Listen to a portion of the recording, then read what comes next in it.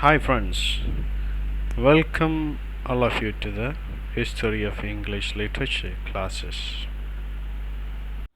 Today you are going to study certain parts of history of Romantic literature.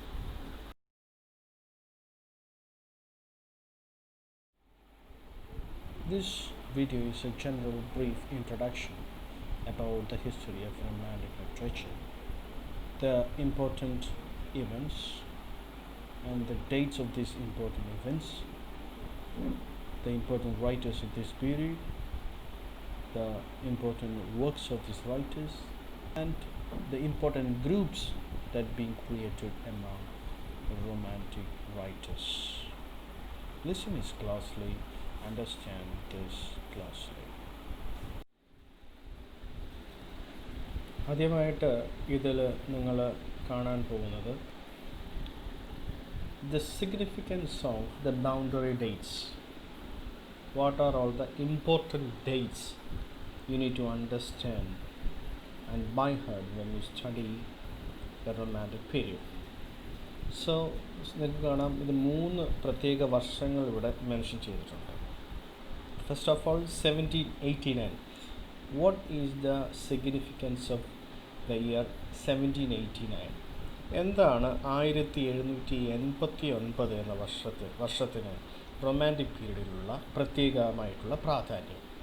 C it is written there, it is the time when the French revolution broke out. French വിപ്ലവം പൊട്ടിപ്പുറപ്പെട്ട വർഷമായിരുന്നു 1789. And also William Blake has written is the important collection of poems called as Songs of Innocence. ബ്ലേക്കിൻ്റെ വളരെ പ്രാധാന്യമുള്ള songs of innocence എന്ന കവിതാ സമാഹാരം എഴുതപ്പെട്ടത് ഈ കാലഘട്ടത്തിലാണ്. രണ്ടാമതായിട്ട് ഒരു ഡേറ്റ് ഉണ്ട്, 1798. It was the date of the publication of lyrical ballads by William Wordsworth and Coleridge. William വേർഡ്സ്വർത്തും കോളറിജും ചേർന്ന് ഒരുമിച്ച് എഴുതിയ ലിറിക്കൽ ബാലൻസ് എന്ന് പറയുന്ന കവിതാ സമാഹാരത്തിൻ്റെ പബ്ലിക്കേഷൻ നടന്നത് 1798 ആണ്. അതുപോലെ there is another important date 1832. So first Reform Act, death of sir Walter Scott. So ആദ്യത്തെ 2 ഡേറ്റുകൾ വളരെ പ്രാധാന്യമാണ്. You need to understand it very clearly.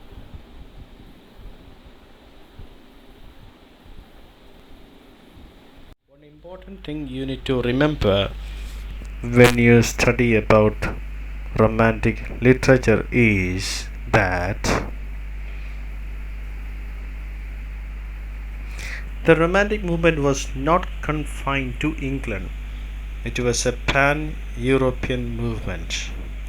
എന്ന് വെച്ച് കഴിഞ്ഞാൽ റൊമാൻറ്റിക് മൂവ്മെൻറ്റ് ഇംഗ്ലണ്ടിൽ മാത്രം ഒതുങ്ങിയ ഒരു മൂവ്മെൻ്റ് അല്ല, മറിച്ച് അത് യൂറോപ്പിലാകെ പടർന്ന് പന്തലിച്ച ഒരു മൂവ്മെൻ്റ് ആണ്.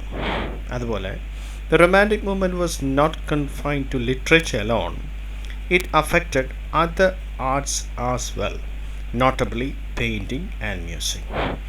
So when you study romantic movement, you should not think that this movement was confined within literature alone.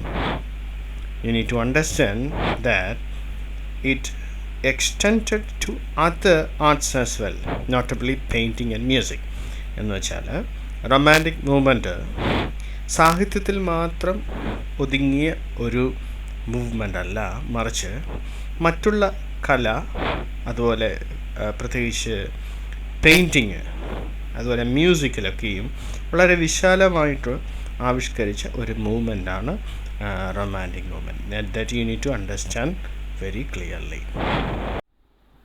അടുത്തതായിട്ട് വളരെ ഇമ്പോർട്ടൻ്റ് ആയിട്ടുള്ള ഒരു പോയിൻ്റാണ്. So what is the meaning of romantic? There are 2 references about the term romantic. So romantic എന്ന് പറയുന്ന പദം തന്നെ വളരെ കൺഫ്യൂസിങ് ആണ്. പ്രധാനമായും റൊമാൻറ്റിക്കിന് 2 മീനിങ്സ് ഉണ്ട്. സി romantic, there are 2 reference. The word romantic has 2 reference. 2 reference means 2 meanings. First of all, romantic means a period of time. ഒരു കാലഘട്ടം, ഒരു സമയത്തിൻ്റെ പ്രത്യേക കാലഘട്ടം. Two, a set of distinctive beliefs, sentiments, norms and themes. രണ്ടാമത്തെ രണ്ടാമത്തതിൻ്റെ അർത്ഥം ഒരു പ്രത്യേക വിശ്വാസ പ്രമാണങ്ങൾ, ഒരു പ്രത്യേകമായിട്ടുള്ള വൈകാരികത രീതി, അതുപോലെ കവിതയെപ്പറ്റിയുള്ള നിയമങ്ങൾ, കവിതയെപ്പറ്റിയുള്ള അഭിപ്രായങ്ങൾ, അതുപോലെ കവിതയിൽ അല്ലെങ്കിൽ സാഹിത്യത്തിൽ കൈകാര്യം ചെയ്യുന്ന വിഷയങ്ങൾ, ഇവയുമായി ബന്ധപ്പെട്ട ഒരു മീനിങ് ഉണ്ട്. സോ ഇവിടെ പറഞ്ഞു, even among specialist A confusion prefers between romantic as A period term referring to a time between 1789 and 1832, or to a whole country between 1750 and 1850, and romantic is a set of norms, styles and themes that characterize certain writers of the time but not all. So ഇവിടെ പറഞ്ഞിരിക്കുന്നത്, even among literary specialists there is a kind of confusion about the term romantic. A group of them, they say, അല്ലെങ്കിൽ ഒരു പ്രത്യേക ഗ്രൂപ്പുകാർ പ്രത്യേകമായി claim ചെയ്യുന്ന കാര്യം, it romantic the particular term refers to a particular period, literary period, referring to a period that comes between 1789 to 1832. 1789 1832 ഇടയിലുള്ള ഒരു പ്രത്യേക കാലഘട്ടത്തെയാണ് romantic period എന്ന് പറയുന്നത്. മറ്റൊരു ഗ്രൂപ്പ് പറയുന്നത്, romantic means doesn't refer to a particular period, but it refers to a particular norms, a set of norms, styles and themes that characterize certain writers of the time but not all. ഒരു കൂട്ടം എഴുത്തുകാർ, എല്ലാ കാലഘട്ടത്തിലും എഴുതിയ എല്ലാ എഴുത്തുകാരും romantic writers അല്ല എന്നവർ പറയുന്നു. ഒരു പ്രത്യേക ഗ്രൂപ്പ് റൈറ്റേഴ്സ് അവരുടെ എഴുത്തിലെ പ്രത്യേകത കൊണ്ട്, that's why we call their writing is romantic writing. Okay, understood? So next we are going to see what are all the characteristic features of romanticism. റൊമാൻറ്റിസിസത്തിൻ്റെ സവിശേഷതകൾ എന്തൊക്കെയാണ്? So what are all the characteristics of romanticism? So there are certain points here. ഇതൊരു important ക്വസ്റ്റ്യനാണ്, ഒരു important ഏരിയയാണ്. എങ്ങനെ നിങ്ങൾക്ക് romanticism ആണെന്ന് മനസ്സിലാക്കാൻ പറ്റും? The first point, a deepened appreciation of the beauties of nature. I have already discussed in some other classes that the beauty of nature is very much appreciated and very much introduced and very much projected in the romantic literature. എന്ന് മലയാളത്തിൽ പറഞ്ഞാൽ പ്രകൃതി സൗന്ദര്യം അല്ലെങ്കിൽ പ്രകൃതിയെപ്പറ്റി ഒരുപാട് പ്രകീർണനം romantic ലിറ്ററേച്ചറിൽ കാണാൻ കഴിയും. രണ്ടാമത്തെ point, the second point, a general exaltation of emotion of reason and of the senses of intellect. Emotions are extolled above reason. വികാരങ്ങളെ യുക്തിക്ക് മുകളിൽ പ്രാധാന്യം കൊടുത്തിരുന്നു. വികാരങ്ങൾക്ക് യുക്തിക്ക് മുകളിൽ പ്രാധാന്യം കൊടുത്തിരിക്കുന്നു. And of the senses over intellect, the four senses are given more importance than the intellect, the brain. എന്ന് വെച്ച് കഴിഞ്ഞാൽ ഹൃദയത്തിലെ വികാരങ്ങൾക്ക് തലച്ചോറിലെ ദാക്ഷ്ണ്യ അല്ലെങ്കിൽ ബുദ്ധിയേക്കാൾ പ്രാധാന്യം കൊടുത്തിരിക്കുന്നു. Next, a turning in upon the self and a heightened examination of human personality, its moods, mental potentials. എന്താണ് ഒരു വ്യക്തിയുടെ സത്വം? The self of the individual is heightened. The individual self is heightened, and also the individual's personality is given more emphasis. His emotions, his moods and mental status are always highlighted in romantic literature. At the point, a new view of the artist as a supremely individual creator. Already I told you many times that the writer has given the full freedom. എഴുത്തുകാരന് തൻ്റേതായ സ്വാതന്ത്ര്യം നൽകപ്പെട്ടു. So he can write the poem, he can write anything according to his whims and fancies,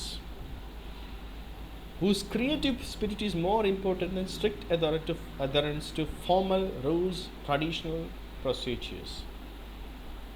എന്ന് വെച്ചാൽ the writer's creativity is given full freedom and there is no rules and restrictions over him. He can create his work according to his own ration. തൻ്റേതായ യുക്തിക്കനുസരിച്ച് തൻ്റേതായ ഇമോഷൻസിനനുസരിച്ച് തൻ്റെ എഴുത്തുകൾ എഴുതാൻ കഴിയും. So there are 4 characteristics here.